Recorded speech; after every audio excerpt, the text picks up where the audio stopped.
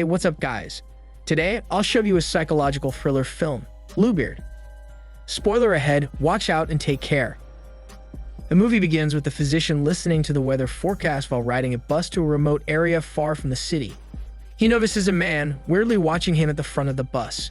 He just shrugs it off and continues listening to the weather forecast. Away from Seoul's Gangnam district, he starts working as an assistant physician to make ends meet. He performs endoscopy on a female patient. She gets weirdly aroused as the gadget enters the back end. The female patient continues to experience the sensation while being instructed to push the device more and further. The physician's assistant breaks into laughter, unable to resist the comical scene. Despite the patient's whispers, the physician proceeds with his work until she accidentally kicks the physician in the face with her bare feet due to the tingling sensation. Since divorcing his wife, his only pastime is immersing himself in the pages of a good mystery book. He takes up the book on his desk in his office and continues reading from where he left off every time he has the time. Later, he comes extremely close to missing his bus stop on his way home from the clinic after a long day of work. Afterward, the butcher's wife tells him that a parcel from a woman arrives at his landlord's meat store. He gets the package and sees the landlord eating a raw piece of meat flesh. The physician is puzzled by the bizarre scene he witnessed, and it got him real curious. He sees the packages that are from his ex-wife. The following morning, the alarm is blaring. The physician wakes up, startles, and hurries to work. The physician, thinking he's late, arrives earlier than he plans and is surprised when the clinic's owner walks in for a cup of coffee in hand. They converse about the owner's plans to open a new clinic in a desolate area, where crime is widespread with several unsolved murders. Because of this, the owner's wife has nothing to complain about, unlike the physician's clinic in Gangnam in Seoul, which had an exorbitant rate but no visitors to pay the expenditures. On that same day, the clinic's owner decides to go out to lunch with the two female clinic assistants when the landlord and his daughter come late to the clinic. The landlord's daughter notices him exiting his office and apologizes for missing their schedule of appointment. She requests that the physician treat the landlord as his last patient. He accepts, thinking it's a patient and it's his landlord anyways. After, the landlord lays in the physician's office and starts talking eerily, like a confession to murder under the influence of the anesthetic. The following day, the physician wakes up from the blaring noise. A plastic bag sits on the table as the butcher grinds meat at the landlord's meat store. To his surprise, there's a hair on it. The plastic bag slides to the ground, proving that it contains a human head once he removes his glasses. When he wakes up on a speeding train, he has no words to express himself. He comes to the realization that he was only dreaming things. However, it seems that something is amiss and that the dream he had is absolute. Not soon after, the physician goes to pick up his son. While the physician and his son are having lunch, the physician's son is glued to his smartphone the whole time. He is furious, so he threatens his son by throwing the phone out the window. The son tells his father that a guy with a headless body is found in a river while they are dining at the restaurant. Later that night, the physician arrives at his door with a bag of beer in hand. He starts to panic when he sees the butcher knocking on his door, carrying a load of cut meat as a token of gratitude from the butcher for the physician's concern for his father, the landlord, the day before. The butcher says that it is a diaphragm and bursts into laughter. They walk inside the physician's flat and down a few bottles of beer. The butcher asks about the physician's whereabouts earlier in the day and finds out that he is seeing his son and recently got a divorce from his wife. The butcher is genuinely curious as to why the physician puts interest in his meat store. The butcher's phone rings just as the physician is ready to answer. The butcher's wife is looking for him and tells him that his father, the landlord, is pooping in his pants again. The butcher interrupts their talk by going downstairs.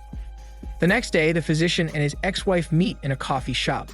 His medical assistant is aware of his presence inside the cafe. It seems that he and his ex-wife are discussing something. In the end, they end up arguing in the physician's apartment, where they meant to do the deed. Angry with the physician, she smashes the mirror and screams at him. The butcher knocks on his door and inquires as to what is wrong inside. Several residents are complaining about a high-pitched noise originating from his apartment. The physician apologizes and reassures the butcher that everything is fine. Then the ex-wife leaves. On that same night, the butcher brings a spare mirror to replace the broken one. He invites the physician to grab some drinks downstairs in his shop. The physician agrees, and they are talking about the incident that happened earlier with his ex-wife. When there are no more drinks left, the butcher goes to the kitchen to grab some more, and the physician is really drunk at this time. The physician arrives at the clinic with a full house of patients for vaccination shots. The landlord is also present to obtain a dose of vaccine. The landlord tells him that it is difficult at first, but it will get easier with time. This prompts the physician to call the landlord's claim into question. After receiving a vaccine shot, the landlord leaves the clinic. The physician is hearing a lot of rumors about the landlord's family from the patients at the clinic. The physician overhears that the landlord's wife was mysteriously missing a few years ago, and no one knows where she is. He even notices an unknown man wearing a bucket hat and mysteriously staring at him on his way back to his office. Policemen arrive at the clinic to inquire about the death of a person whose torso is left at a nearby clinic. The physician's suspicions are being triggered by what he just hears. Within a few minutes, the man is nowhere to be found inside the clinic. The physician starts wondering who it is and continues giving the patient vaccine shots. The next day, the physician is acting weird and uneasy. He imagines things such as keeping the plastic bag with a head inside his refrigerator and not resting well. He is like hallucinating and seeing things such as the butcher and landlord killing people and beheading humans. He wakes up sweaty in his office bed. He goes to a nearby convenience store to get some snacks. As he is about to return to his clinic, he notices a group of people inflicting physical harm to an unidentified man. When he arrives at the clinic, he sees his assistant inside illegally stealing medicines. He is questioning the assistant, who begs him to let it go this time, but the physician insists on telling the truth to the clinic's owner. The assistant exits the clinic right away. The following morning, the other female assistant arrives at the clinic and sees the physician sleeping again. She learns from the physician that his apartment's boiler is broken, so he will be spending the night at the clinic. In the meat store that night, the physician decides to go home after noticing that they will be closing the store for 3 days because of a small situation. His curiosity is triggered when he sees the butcher's truck full of blood dripping on the floor. He is shocked by the state of the butcher's kitchen when he enters. There is an enormous amount of meat and organs to be found. He scans the area and finds a familiar object in a black plastic bag while his eyes wander. Seeing the hair again makes him frightened. When the butcher calls him, he has already gone out and tries to run as fast as possible, but it is too late. The physician went into a complete daze. The butcher thanks him for vaccinating his father, and he turns to answer the butcher. He inquires about the store's closure. That is when the butcher informs him that he and his wife will visit his in-laws for a few days. Before going to his flat, the butcher invites him for a second drinking session when they return from the trip. The physician agrees and continues on his way home. However, he is questioned by the policeman the following night in his apartment. The physician learns that his ex-wife is missing, and he is being held responsible for her death. By far, he is the last person to hear from his ex. A few minutes after the policeman left, his female assistant also arrives at his apartment. She is afraid that the physician will report her to the proper authorities for stealing medicines from the clinic. The assistant exits the apartment right away. The physician is chasing after the female assistant, who walks out the door. When he notices that the butcher is following the female assistant, he gets suspicious. After hearing a loud scream from the street, the physician looks up to find the butcher and his female assistant gone, and his vision completely blacks out. Despite the physician's disbelief, he is surprised to be back in his apartment after the incident. He recently discovers that this man has been following him for quite some time and that he is a former detective. The physician learns that the detective has been investigating the landlord and the butcher for 15 years during this time. Since the detective retired, he never had the opportunity to investigate the mysterious killing in the community. He also discovers a plastic bag in the physician's refrigerator, and the physician tells the detective that the butcher places it there. Later, the physician finds that his female assistant from the night before is now missing. He receives a call from his son and discovers that he is crying because his son dislikes being with his grandmother. His son is furious and on his way to the physician's apartment. He tells his son not to go in the apartment, but instead to his clinic. The butcher appears out of nowhere and offers to take the physician's son to his father. The son agrees, and the butcher answers the physician's phone call on his son's cell phone. When the physician realizes who is on the phone, he freezes and yells for his son to be returned. When the phone call is disconnected, he goes straight to his apartment. He walks into his room and sees someone there, so he stabs the person in the eyes. The physician is not familiar with this individual. He passes out again, waking up at the detective's office. When the detective is about to report the physician to the authorities, after learning that he is a suspect in his ex-wife's death, the physician smashes a bottle in his head. The detective passes out, and before leaving, the physician tells him that there is a reason why the detective had not been able to catch the murderers for 15 years. He goes to the meat store and walks to the butcher's kitchen. The physician is looking through the plastic bag when he notices the butcher attempting to murder him.